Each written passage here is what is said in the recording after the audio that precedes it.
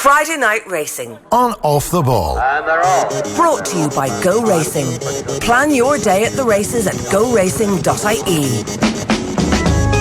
And a very happy new year to you. Welcome along to Friday Night Racing, the first one proper of the 2019 year. We're going to be very focused over the next month or so on the Dublin Racing Festival and then beyond on what is going to happen at Cheltenham as well. We've got Johnny Ward with us and John Duggan with us in studio. Gentlemen, happy new year to you. Happy new racing year, Ger and Johnny.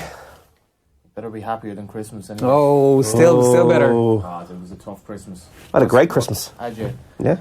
John told me this during the week, and after timing.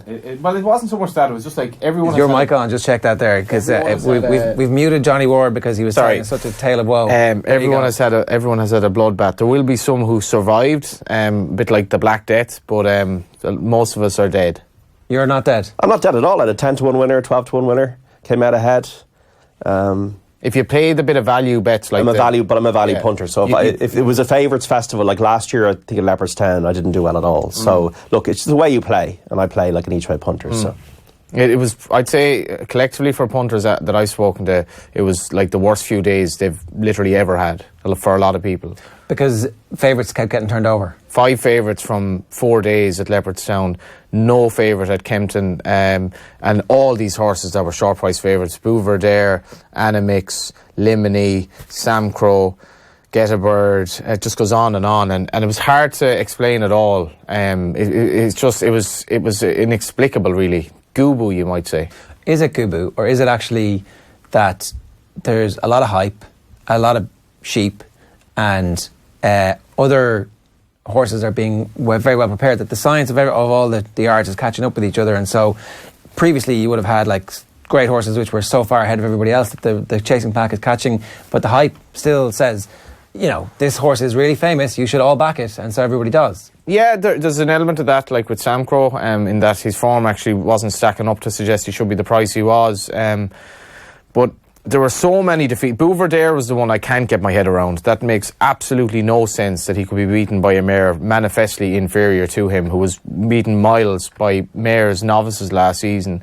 And there were just other inexplicable results that combined together made it a festival that punters anyway will generally want to forget. On the flip side, bookmakers, a lot of whom are finding it tough, had a great Christmas, and they'll kick on into the new year with a bit of confidence. And I hope the bookmakers in general, who maybe are losing interest in horse racing a bit because in-play betting is becoming so big, realise that horse racing can still be a very vibrant product if they promote it enough. I feel like I'm living in an alternative universe, which is kind of strange.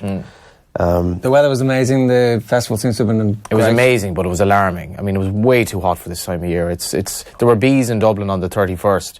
There were I think, and this is going to be a major worry for racing going forward. Like, if you owned a soft ground horse this season, you've had almost no chance. Like, so Presenting Percy didn't run a Christmas because the ground was too quick. Well, Lorena's only running tomorrow. Hasn't been running all season because the ground has been unsuitable. And I think that might have been a reason for some of the strange results. Like Sharjah is a good ground horse, beaten 10 lengths in a Supreme Novice Hurdle last year, wins the Galway Hurdle, and then comes and wins at Leopardstown. And I felt with Footpad and with Mellon, these horses will be better next time out. They'll be better the next day. So I think that, to me, it's always still about Cheltenham. Everything is about Cheltenham. And I think I found the results strange last year at Leopardstown, and I found them strange again. But I've always treated Leopardstown as somewhere that I'm looking to maybe watch the graded races more, and I'm looking at the handicaps for value. That's the way I would generally play Leopardstown. That's a fair play. All right, well, let's get to this week's guest. Patrick Mullins has been very good to join us on Skype. Patrick, how are you doing? Happy New Year to you. Thanks very much, Ger. Good to be here. How was your Christmas? Is this kind of a little bit of actual post-racing where you get to relax a little bit and have a bit of the leftover turkey? A bit, yeah. So, I mean, we were obviously, I think we rode out 109 horses on Christmas Day, and then we were racing 26th, 27th, 28th, 29th. I was down in Dromahane the 30th. Then we were Punchestown Fair, the 30th, 31st, the 1st. So, the last 2 days have been a chance to kind of relax a bit, yeah. And enjoy. It sounds like, obviously it was very successful. There was 10 winners in the yard, John was saying, between Limerick and Leopardstown. And then he mentioned Sharjah. What an amazing win that was. That was incredible. He's been a star for me. We got a much better picture at this year than we did last year. So I think he got a bad fall there last year, and it seemed to take him 6 months to get over it. He came back to form in the Galway hurdle. He hacked up.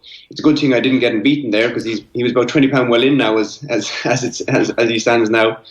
And then obviously when he won the Morgiana, we wondered maybe did the race kind of fall into his lap a bit. But I think his performance on last Saturday showed when he's at his best, he's as good as any of them. I want to give some credit as well to Eddie O'Leary, who after the race, inevitably the hype was about Sam Crow, but Sharjah won the bloody race, and Eddie O'Leary was like, this race is not about Sam Crow. I'm delighted for the Mullinses.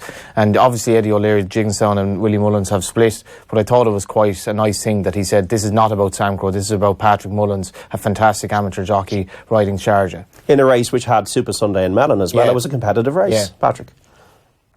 It was, and I thought he was the second lowest rated horse in the race, even after his Morgiana win. And to be honest, I didn't think we'd be winning. But when I was in the parade ring, and it just shows the value of going down and seeing the horse in the parade ring. I saw Mellon, and it's funny, you see a horse every day. When you put a number cloth and a jockey saddle on him, they look a bit different. I just saw him. I thought he's going to need this run. I looked at Super Sunday. I thought he looked the same. And if you saw Sam Crow walking around, his coat was a bit dull, and he just maybe didn't have the same wow factor as when you saw him last year. So going out of the parade ring, I was a bit more confident than I was walking into it. How much stock would you put in that, actually? Because it's something I suppose a lot of us would probably not be as innately able to actually figure out in terms of coats and just physique and burliness and all that. Sure. Look, if you're looking at horses every day, like every time I go into a ring for a bumper, I would have thought top of my father to have a look at the horses and see which one stands out. Look, sometimes it turns out right. A lot of good paddock watchers say that when you look at our horses in Cheltenham, that they don't stand out. Nicky Henderson's horses always look like they could be in the RDS. They've got these fantastic coats. They look well. I generally think if I think one of our horses looks well, it's not ready. So you probably need to know the trainer as well. But it's just an extra edge that you can sometimes use. And would you ever change tack at all from going down and looking at them and seeing who was looking good in the parade ring and the bumper and going, I'm just going to keep an eye and follow one of these horses on the basis of how well they look? Well, they're obviously not going to change their tactics completely, but it's an extra thing to think about during a race. Halfway through a race, you might see a horse that you hadn't been fancying and he might look like he's going well. And as you say, you'll have an extra eye on him, but it's just an extra edge, an extra something to put into your calculation. No, totally. Just take us back to Sharjah. I hadn't realised that you'd fallen at the last year. So is that going through your head as you're careering down to the last? Because I saw a report that you kind of had to rein it in a little bit heading into the last because the pace was so high.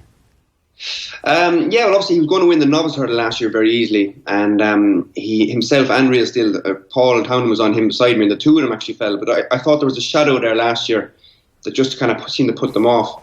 So did it cross my mind? It did, but I coming down to the last, there was no stride there. But what I learned from him last year is that he's much better in tight to a hurdle than asking him to go long. He actually hasn't a lot of scope. And if you see the picture of him, he hasn't touched the hurdle. Even though he's put in a short stride and got in quite close, he's very neat with his front feet. So that's how he prefers to jump, I think. So it was great to get over it. And, it made up for last year because, it's nice to be able to repay Rich, because when you fall, you're always thinking you should have done something else. When you win a race like this where, casual racing fans know the names that John was talking about in that field, is that even more fulfilling than winning on a bumper horse that none of the rest of the country knows? Or do you get as much of a thrill from steering a bumper horse to victory wherever that happens? Sure, look, a grade one is a grade one. To be able to go and beat Ruby and David Russell, Jack Kennedy, Puppy and Rachel Blackmore. I don't get to ride in those races every day. Very few people do. So it was a fantastic thrill, and also what added to it, obviously, that the horse had fallen last year. So and the race went very well. It was an easy race for me to ride because he wasn't a fancied horse. I was able to just tuck in behind all the fancied ones, get over the second last, come wide for a clear run. It was a very simple race to ride. If you're riding a favourite in a bumper or a favourite in that race, you can't maybe ride that race as easily. Yeah. When you're not the favourite, it's much easier to ride that type of ride. It must be lovely to be able to bide your time and know that there isn't there isn't so much pressure on you, and you're not under the duress maybe that you're under when you're less experienced and you're riding Cousin Billy and he's a hot favourite for the Supreme or whatever. Yeah, sure. I probably didn't realise it back then, but exactly, you can ride a different type of race when you're on the second and third string, and you'll often see that. You see David Mullins there twice robbed races over the Christmas. Kemboy and Good Time Tara, he was allowed to stride on, or even the time at Wicklow Brave in Punchestown. If that was Ruby, everyone would have followed. You wouldn't, Ruby wouldn't be able to do that because everyone would follow immediately. Whereas if you're on a second or third string, you can probably do things and get away with it a bit more. Yeah. Would you, Patrick, give Sharjah and each way chance now in the champion hurdle? You said it took a long time for him to get over last year. You got Lorena running tomorrow. Maybe Mellon might improve, and given he finished so close to Bouvardere last March, you'd expect he would improve. And can you make any sense of Bouvardere's run over Christmas yourself? No, Bouvardere's run was, look, he didn't run to his best for whatever reason. I mean, all horses are mortal. And I think you can just excuse it as a bad day. He's only, hasn't been beaten in 2 years. I think Sharjah has to have a huge chance in Champion Hurdle. My one concern is they watered Cheltenham now to make the ground, safe, good, soft. It'll be much slower than it was for the Morgiana or for the Ryanair. And while there was a downpour in Galway, that's still summer ground that's been rained on. It's not the same as kind of ground in March that's been watered. So that'll be my one concern. I do think the better the ground, the better he is. You mentioned Kemboy as well. That I found that fascinating. Not only the race, but the fact that David seemed to just kind of make it up himself as he went along and made a mid-race move. And I love seeing that in a race where a jockey kind of ignores what the instructions were. And then your dad is saying, as he did that, I was thinking, what am I going to say to this so-and-so after the race for doing this? And then he ends up winning by 8 lengths. Yeah, I mean, I thought David was fantastic. I thought he was probably near enough right this season. He does have a bit of James Dean about him. He doesn't really care. And that works for and against him at different times, but it definitely worked for him this time. You could see, and oftentimes in those 3 mile races, especially in Leopardstown, the pace slows up going past the stands. You are going slightly uphill. Kemboy can be quite keen, so he's on the outside. He doesn't have a lot of cover. The horse starts to get keen as the pace slows. And he's gone on. I don't think he's gone hugely faster. I think the pace was coming back, and he's continued to go forward. But once he's got to the front, the horse is settled, and he's slowed it up, and everyone continues to let him slow it up, and it's turned into a sprint from the top of the home straight. Now he's won so well, possibly he'd won anyway, but it was a brave thing to do, and I think he has to take all the plaudits. Who are you if he's James Dean? I don't know, Johnny. I'll let you tell me that. But in fairness, your cousin Vinny, Patrick. Yeah. The whole narrative of the Gold Cup has changed because My Bite bled. He's having a wind operation. Native River, I thought, was quite disappointing at Kempton. And then you had Kemboy winning, and Patrick, I thought, Road to Respect ran an absolute blinder as well because the race was a mess for him. Neither Noel Meade nor your dad has won the Gold Cup. You present him Percy, who's favourite now, hasn't run yet, and as an Irish fan, you're like, this is building up rather nicely now. Yeah, Road to Respect was obviously eye-catching. Now, I don't think he'd beaten Kemboy on the day anyway. He probably would have been a very good second, but you have to remember in the Gold Cup last year, he probably got stuck too far back through no fault of Sean Flanagan's, but the first two kind of got away on the field. I mean, I was leading the pack on Jackadam, and from a mile out, I'm only sitting on nothing, and no one's kind of gone past me to go chasing the front two, which has probably given them a bit of a cushion. So Road to Respect is entitled to be rated better than his finishing position last year. What about presenting Percy then? You're like, he didn't even run at Christmas because the ground is too quick.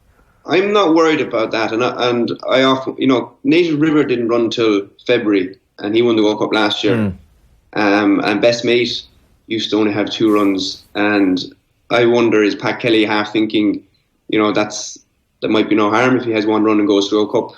Patrick, what about the theory that it's now about the younger horses coming through? You have Kemboy's a 6-year-old, is the only runner in the field, and the Savills a 6-year-old. Clanda's Obo in the King George Chase, the only 6-year-old to run in the race. He jumped well and he won well. Is it a case, like, it was the softest start to Cheltenham since 1982 last year? Native River and Might Bite to me, maybe last season left a lot of a mark on them.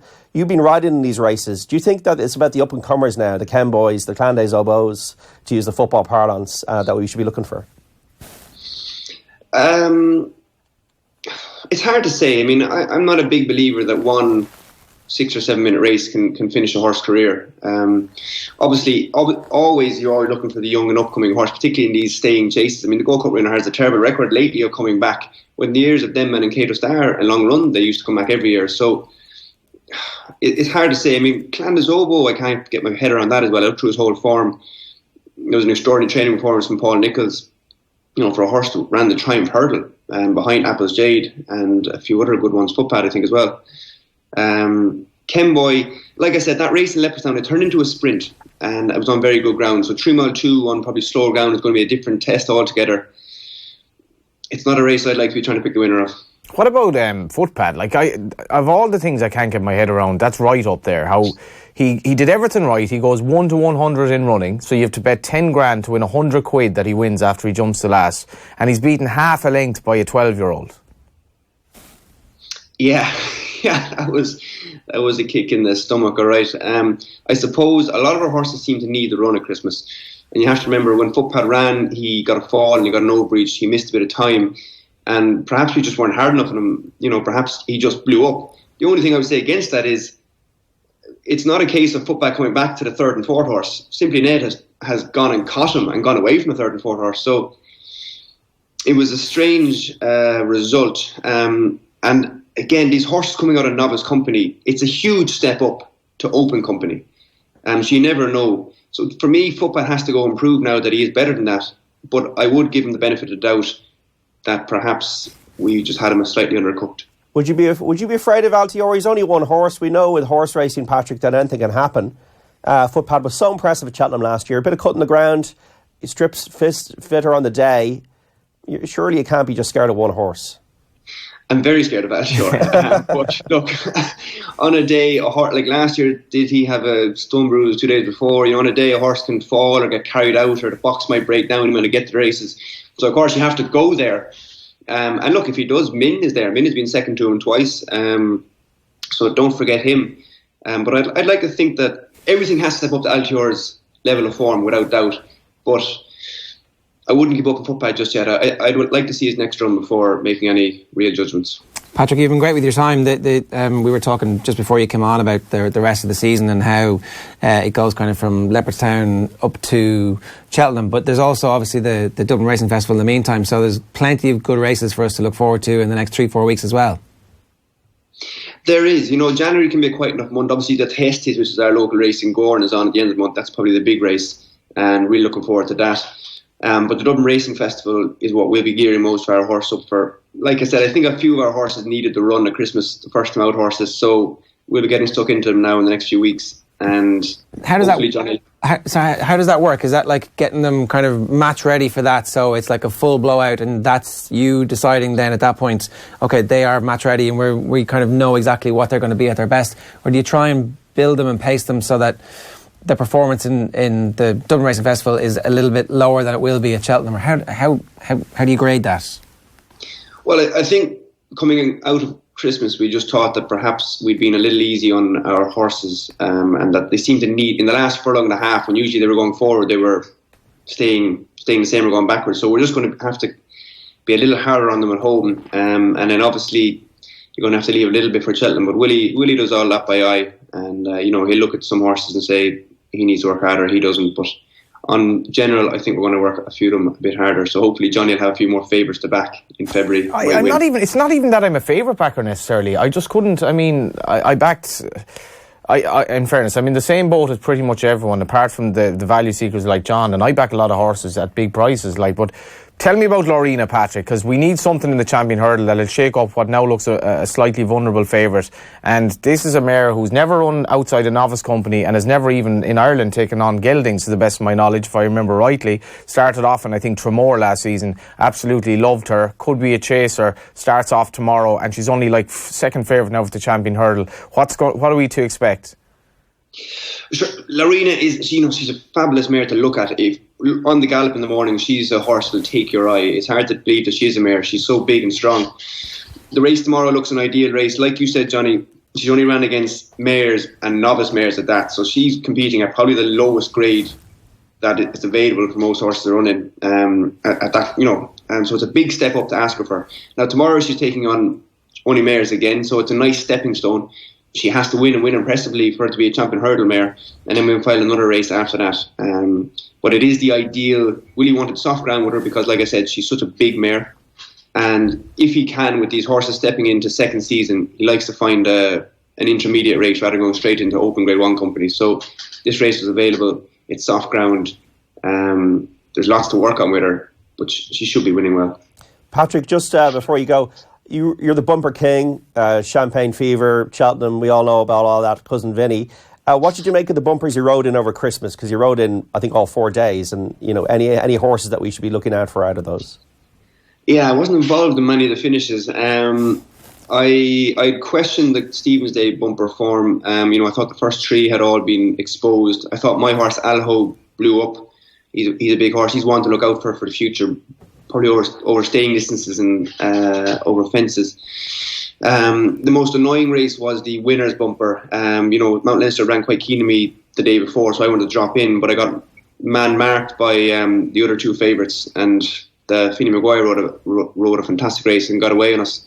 I was disappointed in Mount Leinster anyway, but again, I thought I pulled him out at the top of the straight. I thought I was going to win hands and heels, and I thought he just hasn't quite got there. I think he's probably one that's we need to be harder on at home as well. To be honest, I wasn't sure that I saw a Cheltenham bumper horse over Christmas. That's always very hard to say, but Neptune won the 2.5 bumper, looks exposed. The Joseph's horse that won the 3rd day, I thought that race was not really a Leopardstown Christmas race. So, yeah.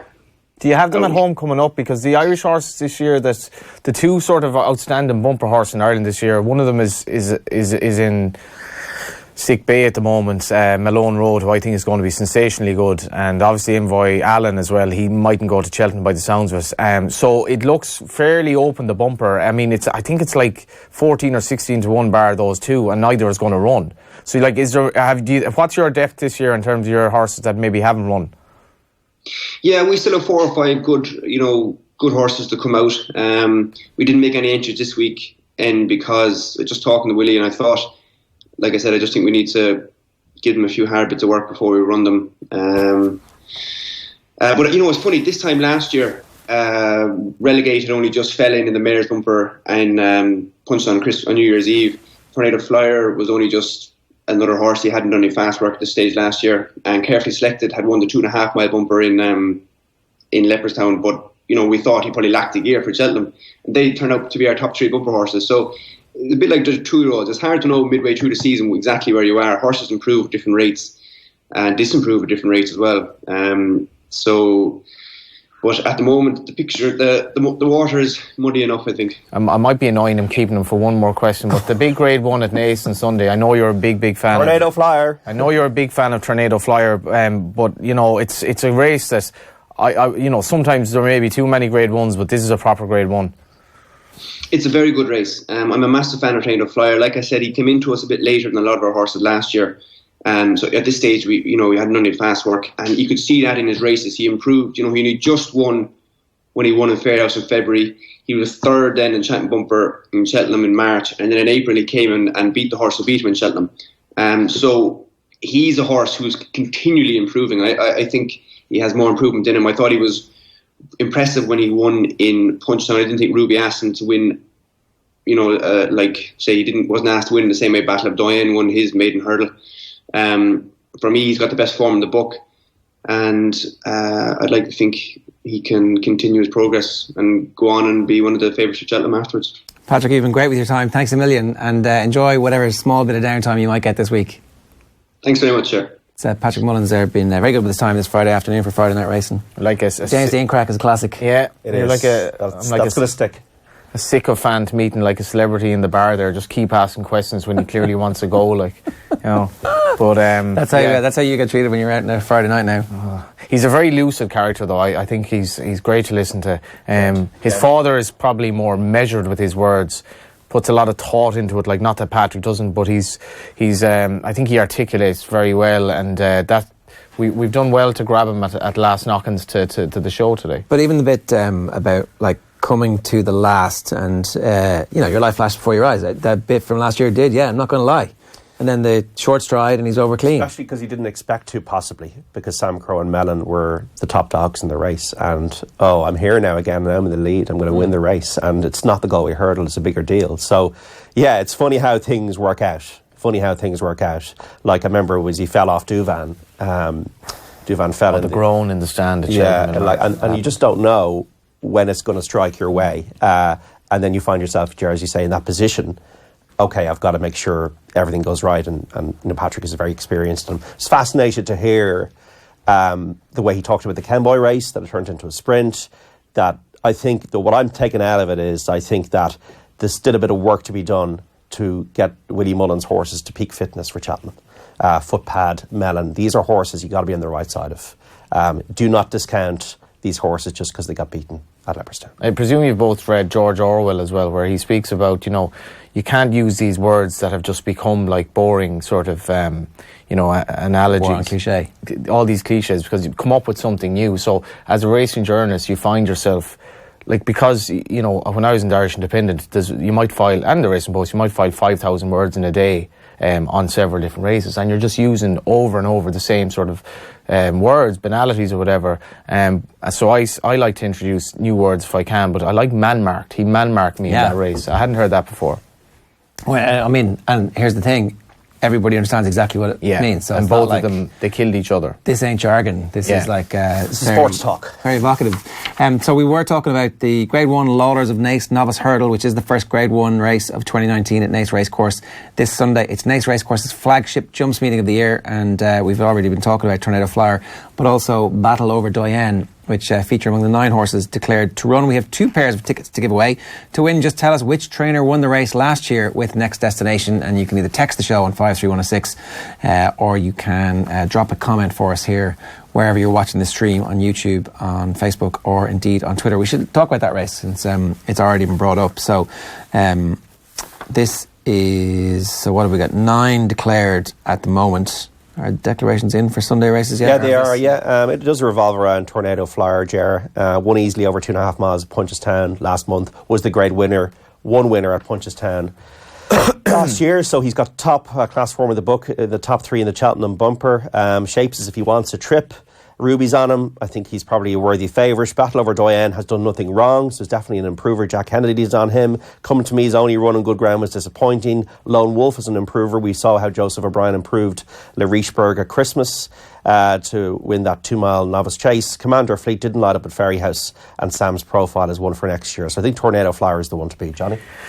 Yeah, it's a good race. It is a good race. I mean, Naas is a cracking racetrack. They've done great work on the owners and trainers bar and the new facility there. It was a track that needed work, but it's without doubt one of my favourite racetracks. And I think as a spectacle, it's an excellent spectacle to watch. Can I interrupt you? Right, when we were kids, we used to go to the Curragh a good bit. My best mate from school is Noel Mead's nephew, so we would have gone over quite a good bit, and the trick that we had was to go down to the parade ring to look at the horses and to bet accordingly, and we were successful way more than we should have been as kids. Obviously, we were over 18, but that was the only thing, because we didn't understand form, we hadn't a clue what it meant. But you'd go and look, that horse is foaming at the mouth, maybe we'll stay away from him. That one, that's a bit of gone, there was no science to it. It was the complete opposite of science. But it was a sense that these horses look better than those horses. Well, there is a science to that. Like paddock judges, and I still say, but we need to get people to go racing. There is actually a value to go racing from a social aspect, but also from the fact that you'll see something happening in the parade ring that is deeply hurtful to a horse's chance that will not be on TV. And you'll be at home looking at the betting, and this horse starts drifting in the betting, and you're like, that doesn't bother me. I'm going to go in again. Well, maybe you should be worried, because the horse could be up on his hind legs in the parade ring, frothing at the mouth, as you say, a lather of sweat, and quite apart from that, you can judge. The good judges can tell if a horse badly needs a run, if his coat is gone and stuff like that. And with Naas, the parade ring is pretty much, you can see the parade ring from the owners and trainers, and then you're straight out looking onto, you can literally turn around in the upstairs bar and you're looking at the finishing line. And this is a facility that I think showcases what's great about going racing, and it's a very friendly racetrack. It doesn't feel pretentious. Yeah. You don't feel like you're under any kind of social stress or whatever. But the Christmas I had would certainly make me think, Need to get down to the parade ring a bit more, Johnny. Well, you certainly need to look at... who's burly, who's not. Look deeper at races like this race on Sunday. People... I think it was Vladimir Lenin said, a lie told often enough becomes the truth, or whoever said that anyway. But if you listen to the same thing being repeated over and over, and it doesn't need to be North Korean indoctrination here, you can just read the papers on Sunday or listen to podcasts or whatever, they'll say this is a 2-horse race on Sunday. That doesn't mean it is. Is that why the favourites have been overturned so much? Is that there's been quite a lot of that, really? Is that like... No, they are overbet often. But if you look at Footpad and if you look at Mellon, Patrick's even saying there, we need to work them a little bit harder, possibly. Generally, the horses in the Ireland, there's a general feeling that, that they needed to be worked a little bit harder at Christmas. So I get the sense that if you're talking about a championship race, which a Grade 1 race at Leopardstown is, now obviously Sharjah on that ground had a lot of runs this season. To me, I'm always looking for the nuances, and so when I'm looking at that race at Naas on Sunday, I'm looking at the Battle Over Doyen is a horse that can improve. Lone Wolf, the trainer tends to bring them on carefully over time to get them to a peak level. Joseph O'Brien, as we saw with Lerisberg, who everything he did as a novice hurdler last year was a bonus for being a chaser. Second behind Delta Work in the Drinmore Ferry House, won the Arkle Trial easily at Leopardstown. So if you're following trends and nuances, I think the way I read form has always been about the nuance, not about what's directly in front of me. Now the Bouverdare thing I cannot explain either. It was £20 behind Verdana Blue in the ratings. Yeah. Hammered Sam Crow in Newcastle. When needing the run, seemingly. Yeah, so I don't understand that one. But then again, didn't really perform. If you look at the last year's champion hurdle, was strange in the finish. Should have really put that to bed easily. So maybe he's beginning to develop quirks in his system. But would you be back in Bouverdare at whatever 4-1 on or whatever it was? No, you wouldn't. That's it. And our internet went down this week just when my flatmate started watching Making a Murderer, and she was like, I can't have this. Do you have enough data so I can download it? Because she got so wrapped up in it. And I was discussing Making a Murderer, and I was saying, You're being very much kind of told one side of the story here just because of circumstance, and you can watch a documentary where you're basically guided in one direction. I'm not sure what happened in Making a Murderer, but you're seeing kind of a version of it. So if you meet two people at the races on Sunday, one of them makes a case that, listen, Tornado Flyer can't be beaten. I heard Patrick Mullins on News Talk on Friday. He loves this horse. He's far better form than Battle Over Doyen. Then you could meet, Michael O'Leary or Eddie O'Leary, and he'll say to you, listen, this is the best horse we've had. You're getting two complete opposing views. What you could actually do is look at the form of the race and say, hell, I think either both these horses are too short. What about Commander of Fleet? Yeah. He ran in the Royal Bond. He's very highly regarded. He steps up in trip. He's shaped well, yet he's 10-1. And you can forgive a bad run. And you can forget, and it wasn't that bad run. He was straight into a Grade 1 from winning the maiden hurdle. There was an egg and spoon race. And you can pick holes in the favourites. You can say, I don't want to back Tornado Flyer because Willie Mullins had like a terrible record with favourites over the Christmas. I don't really want to back Battle Over Doyen at a short price because Gordon Elliott didn't have a good Christmas either. Yeah. So there are so many different aspects to this race alone, and as a punter this year, I certainly want to question things more, and you should certainly do that. Just don't buy into what everyone says because it might not be right. Yeah, for sure. Your own information is always the best. And if you are going to Naas on Sunday, check out goracing.ie. Friday Night Racing is brought to you by goracing.ie, but that's all of the details for going to any of the tracks. It's the full race cards, it's information on all the runners and how to get in, all that kind of stuff that you need if you are going racing. So that's not a bad way to start the year, is it? The way that race? Not at all, John. And, someone's looking for proper Grade 1 action. We've a Grade 1 in Sandown tomorrow. Yeah, Lorena should win and we'll get a better indication of her chances for Cheltenham. We got the Tallworth Hurdle, which is also a good pointer to the Supreme Novices Hurdle. We got Rathhill, the next pointer. JB McManus colours, probably a worthy favourite. Money today for Elixir de Nuts. In the Terry Warner colours, the Rooster Booster colours, won twice at Cheltenham. So I think, to me, if I'm a punter, which I am, I'm watching these races, Johnny and Ger. I'm not backing on these races. Leopardstown, I was there for 2 days. I was interested. I didn't make any money on Stephen's Day. I thought Mengley Khan was never at the races in the. I backed him as well. Like that. Like I thought that it was just races like that. How does Mengley Khan get beaten that far? Granted he's inexperienced, but generally he jumps great and he's floored and he's conditions in his favour basically in that he's in any event. But we have that Tolworth hurdle. JB McManus I think he's changed tack a bit in that he's buying pointers, which he wasn't doing. And it was France, wasn't it? Yeah. Yeah, it was more, and for what he spent, like you could make a case that he's probably should have had more proper Grade 1 horses, but Gigginstown have maybe prodded him in the direction of buying all these pointers, because point-to-pointing is so competitive now. You get a winner of a point-to-point and he can go for nearly $500,000. Yeah. It's incredible money, but the likes of Rathhill, he won a maiden hurdle, but he's straight into favourite for a Grade 1, the Tolworth. And I was just going through this over the last few weeks. Nicky Henderson and JP, they've incredible strength with novices all of a sudden, such that they'll probably have to split them up into handicaps at Christmas because he has so many, but it's an intrigue. I'd be with John, I wouldn't be having a bet in it, but Rathhill is another very exciting horse. One thing I would say to everybody as well, like once we get the replays back, when we will get the replays back on all the sites, I'm not going to go into that now, but just watch the races. I mean, most of the time at Christmas, I think what probably benefited me was I didn't have that many bets, but just watch the races. And I think Patrick says, or Johnny was said, you can't beat your own opinion, and like you just pick things up. You hear what Johnny's saying, you hear what Ger's asking, and you hear what Patrick is saying about races that, well, actually that's interesting. I didn't, like Ken Boy turned into a sprint, or we were kicking ourselves a footpad, but we wouldn't ride him off. We're not, we're scared of Altior, but in a way we're not scared of him. And also we have HD highlights now. We've HD replays every day of Irish racing, where you can basically set your Sky Plus and record, and you can record all these meetings, and you have a library there from now on. You've no excuse in terms of watching the racing back, and that's one thing I am looking forward to. It's the first time we've HD daily of Irish racing, and I know it's a first world problem, but it does actually make a difference. You can see proper clear pictures, and you can pick up nuances of what happened in each race. Yeah, okay. So we've had a couple of non-runners over Christmas with our charity bets. The Tote.com charity bet fund has remained at €1,485. We're going to try and increase the pot for the Irish Injured Jockeys Fund in 2019 with our €100 Tote charity bet. Johnny, you've gone for Tell Me Annie at Naas. I'm very sweet on this horse as an each way bet, because the favourite in the race, Missy Tata, hasn't run in 2 years. Gordon Elliott's Missy Tata? Yeah. So she would have been a very good juvenile hurdler. It's a chance to call it Missy Elliott, really, isn't he? Yeah. Hopefully half sister will come out called Missy Elliott, but Tell Me Annie, who's a more sort of talking to the granny type name, Tell Me Annie, how are things, like, rather than Missy Tata, like it's a bit more sexy, whatever.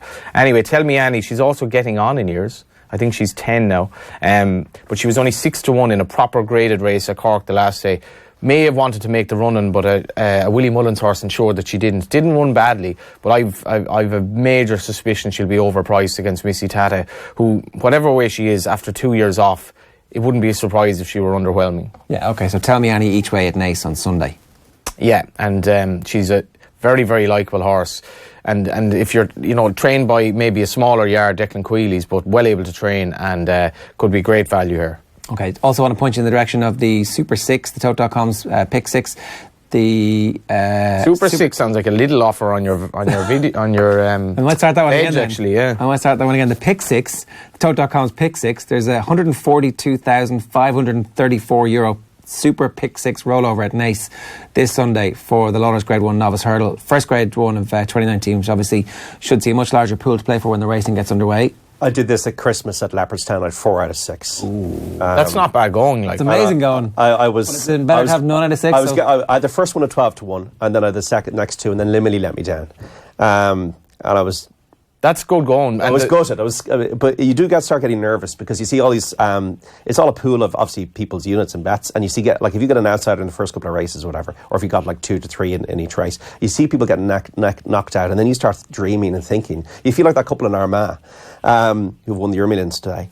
And it really is. Armagh one there. I did not know that. Yeah, the 130 million. Yeah. Delighted. I'll be in touch. I will not be going public if I win the Pick 6, but yeah, it's definitely worth doing at that. It's going to be a big pool on Sunday, because it's already there, but people will bet. Yeah, it'll be probably over 200,000. And it's a Sunday. Basically, British jumps racing on a Sunday tends to be pretty average, because it's not a big day for them over there. It's our big racing day. There'll be a lot of British punters betting into the pool, and as well as that, it's actually pretty. Like in this overall scheme of Pick 6s, this one looks like like you could win it. There are 4 races with short enough price favourites, and then you've 2 handicaps. It's definitely doable. I would advise investing a few bob into it and going with a couple of long shots, as John says, in some of the races, because if you do win it, you don't want it to be like a small portion, like if you win the lotto and you pick the numbers everyone else picks. You don't want that to happen, so you have to think a bit left field.